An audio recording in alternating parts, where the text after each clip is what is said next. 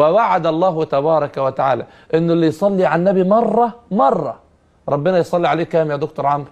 10. النبي عليه الصلاة والسلام يقول: من صلى علي صلاة واحدة صلى الله عليه بها 10. عشان كده في هذا الإطار أول حاجة ربنا رضى فيها النبي في مقامه في مسألة الصلاة عليه. عشان كده بنقول لمشاهدينا الكرام من الآخر باختصار: وخير الكلام ما قل ودل.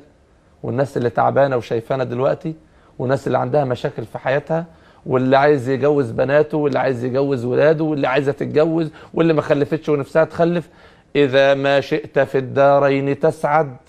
لو عايز تسعد في دار الدنيا ودار الآخرة، إذا ما شئت في الدارين تسعد، وفي أوج العلا ترقى وتصعد، وتعطى الفوز والملك المؤبد، فأكثر بالصلاة على محمد عليه الصلاة والسلام. وإن شئت القبول في الدعوات فتختم بالصلاة على محمد. وإن كانت ذنوبك ليس تحصى تكفر بالصلاة على محمد. فما تتضاعف الحسنات إلا بتكرار الصلاة على محمد. وعند الموت ترى أمورا تسرك بالصلاة على محمد عليه الصلاة والسلام. وفي القبر تحظى بالأماني وترحم بالصلاة على محمد.